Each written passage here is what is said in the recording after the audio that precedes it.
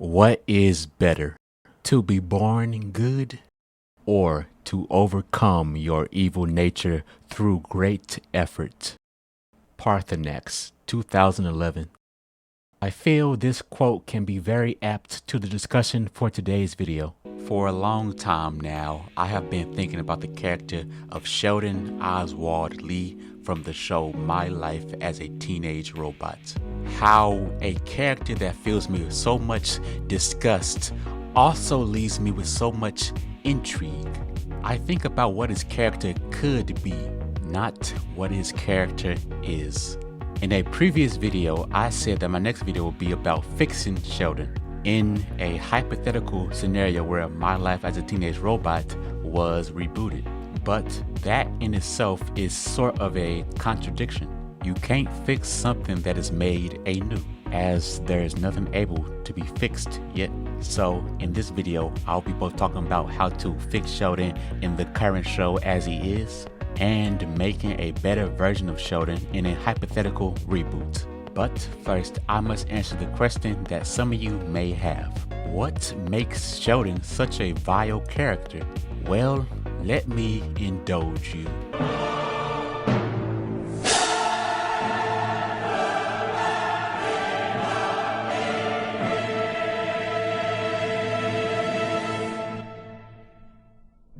Sheldon has done many messed up things in the name of love.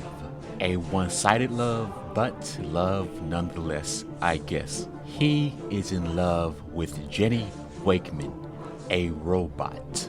The things he does for love would make any man worth his soul cringe. In no particular order, he stalked her, has attempted to ruin multiple dates for her, made this machine that was made to open a bottle so he can throw the bottle cap to distract her so he can open the door for her, broke into her house, stole her blueprints, pretended to be another robot to get her to hate robots. Then when that failed and she ended up loving that fake robot persona, went to prom with her, which then made her hate that robot persona.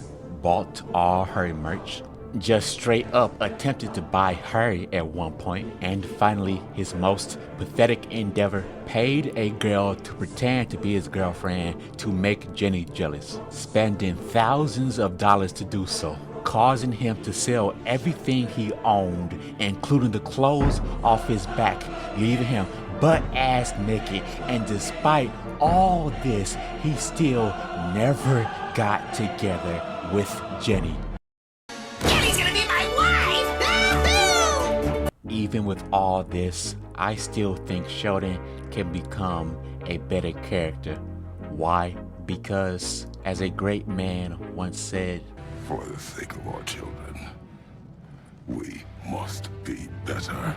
He's just a 15-year-old Asian boy, kinda. He can still be redeemed. At least, I think he's Asian. He's like a Goku Asian. I should explain that. A Goku Asian is a character that you can assume is Asian, or at least looks Asian, but you can't be sure. Goku is a character that can be assumed to look Asian, even though he's an alien, because he looks like any other human in the show, and they can be assumed to look Asian because the show was made by a Japanese man. Something similar can be said for Sheldon. Sheldon is not explicitly said to be Asian, but he does look similar to characters in the show who are canonically Asian, so it can be assumed that he is Asian. All this stuff only applies to fiction, not anything in real life, because you can obviously tell if someone is Asian in real life, for the most part.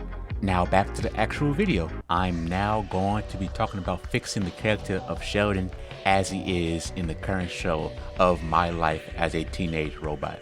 I have come up with 3 ways to go about this. The first one I call the Byzantine method. What is the Byzantine method? Well, you see, when you snip a nigga's nut, cutting or just removing a person's balls does reduce sexual desire, thus leading to no more simping over Jenny for poor old Sheldon.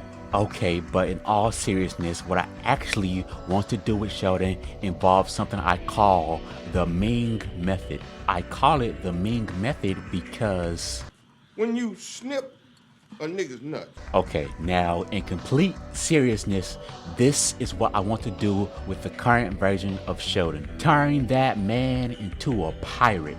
Or in more accurate terms, keep him a pirate. You may have gathered that I said Sheldon was kinda 15 years old. That's because he's technically 105 years old. In one episode, he got sent to space and became a pirate for a couple decades. Then he got turned into a cute little baby. Then spent another 15 years with those pirates. So it can be said that spending a long time with these pirates can leave him with some tendencies. Thus, I would turn him into an anti-hero. The Silver Shell, his former superhero persona made for simping, he now uses for stealing shit. Why? Because he's a pirate and they steal shit famously. But he doesn't steal just gold and stuff like that. He steals nerd stuff like comic books, video games, and technology. This would put him into contention with Jenny because she's a superhero. He'd be her Batman to his Catwoman, minus the romance. Speaking of the romance, Sheldon will now be into gifts, specifically Jenny's mother. This may seem to have come out of nowhere, but he did develop an attraction to Jenny's mom in the pirate episode. Sheldon would now technically be 105 years old, but in the body of a 15-year-old. So him having a crush on a teenage robot may be a little weird. But if we're really arguing semantics, then Jenny may look like a teenager, act like a teenager, and sound like a teenager. But the metal that she's made with is like millions of years old, so who's really the pedophile in this scenario? To sum it all up, to make the current version of Sheldon better, I would turn him into a pirate, have a more Catwoman Batman type relationship with Jenny, have him be less creepy, have him not be attracted to Jenny anymore, and become an anti-hero. Some of these changes are very drastic, but I do think they can make Sheldon a more palatable character to a lot of people.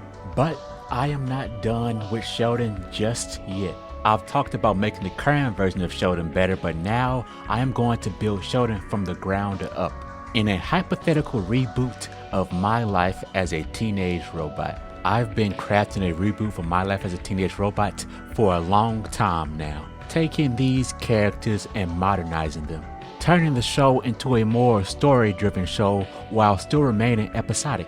I have tons of ideas for this hypothetical reboot, but the first one I'm going to tell you about is for Sheldon.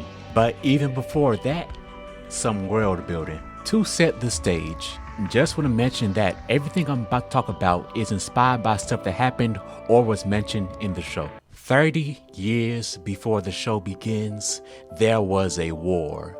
A war between Earth and the Cluster, a nomadic metal planet inhabited by robots. The Cluster wanted to take over the Earth, drain it of its resources, and enslave all humans. It was a deadly decade of conflict that managed to take the lives of almost half the human population. Despite this, humanity managed to defeat the Cluster and send them retreating. The war would leave humanity with a disdain for robots, for many reasons. Despite the many losses, humanity united together and built themselves back up, thanks to brilliant minds like Noreen Wakeman, who helped rebuild the world. 19 years after the war had ended, Noreen decides to build a robot to protect the Earth, just like she had before.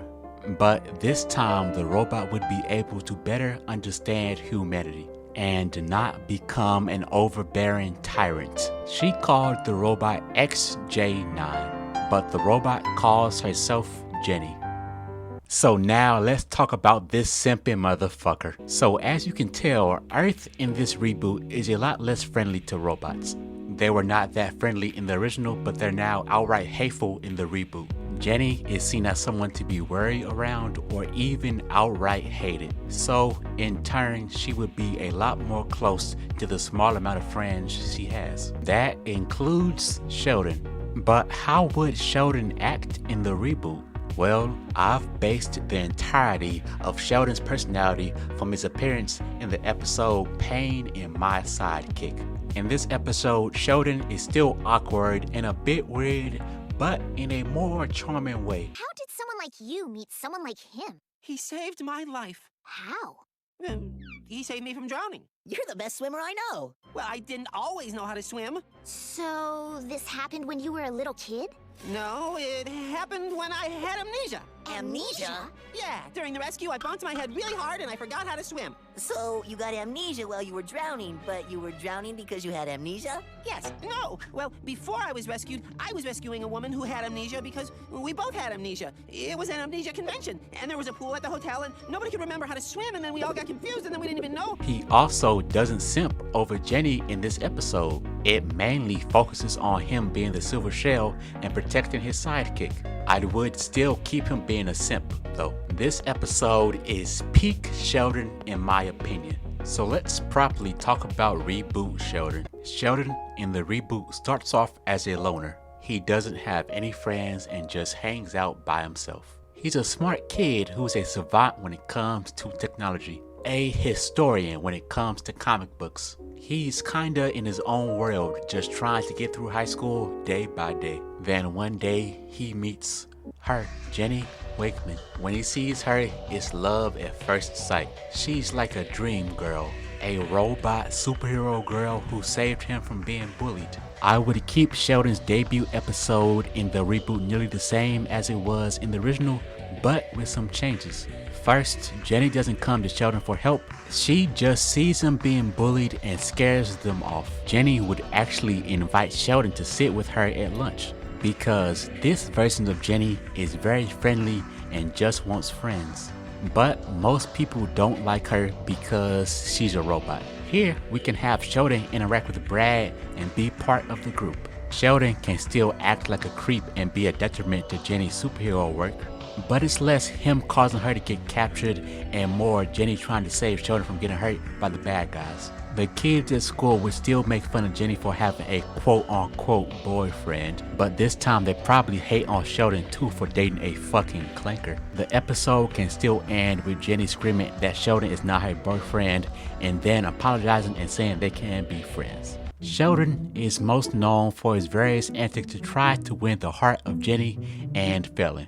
I would keep this, but make the antics a lot less mean-spirited. A lot of the things that Sheldon did would involve deception or trying to make Jenny not like someone else. For this new Sheldon, I would turn his antics into Hal subplots. What is a Hal subplot? A Hal subplot is basically the main plot is something pretty normal, while the side plot is much more crazy. Not to say the main plot is boring, just that the side plot is much more out there. Named after Hal from Malcolm in the Middle, who plots can be described as a midlife crisis with a touch of brain damage. So Sheldon's plots would involve something like Jenny saying she wants a pair of shoes, and Sheldon trying to get these shoes to impress Jenny. But gasp, there's only one pair left, and the only way to get this pair is to participate in a demolition derby. Then at the end of the episode, it's revealed her mom got her the shoes as a surprise, and Sheldon just faints.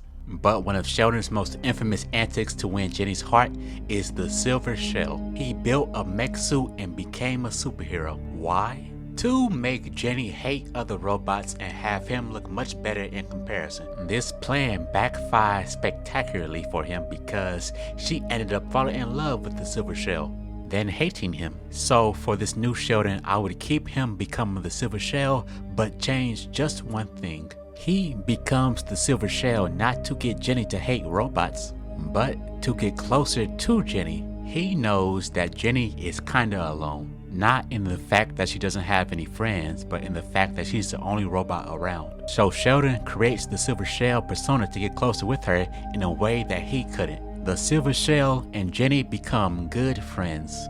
Both are robots, superheroes, and the silver shell expresses his feelings and listens to Jenny.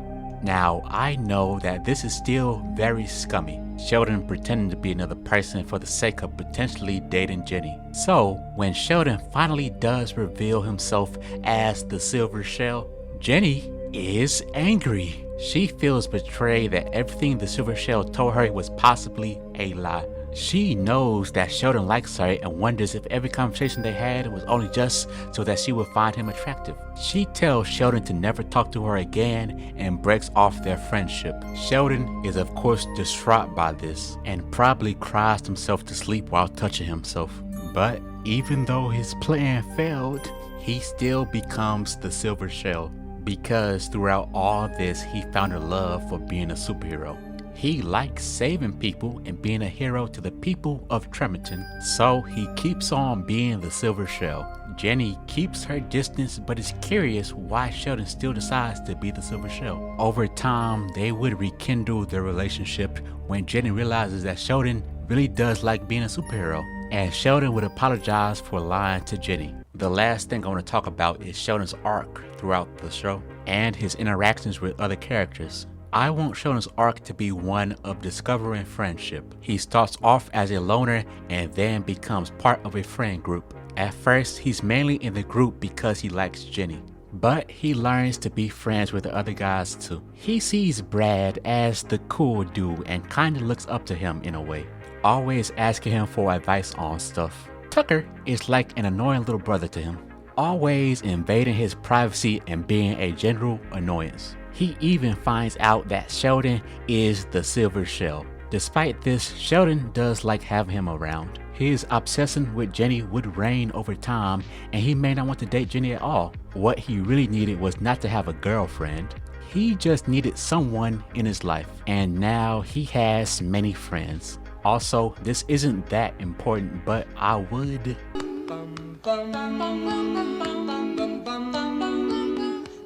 I know that may sound a bit strange, but hear me out. His mother being dead is a good way to explain his actions. Not justify, just make it more understandable why he is the way he is. She wouldn't have been murdered or anything, she just died after childbirth.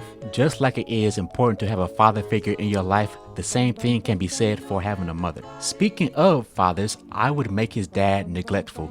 Not full on letting the nigga starve, but just not being that close to his son. All these factors leads to him becoming the awkward simp we know him as. Would Sheldon and Jenny become a couple by the end of this hypothetical series? I don't know. I've been thinking about this thing for over a year, and this is the first time I've actually written it down. But I didn't come into this thinking I wanted to make a Sheldon that could be worthy of Jenny.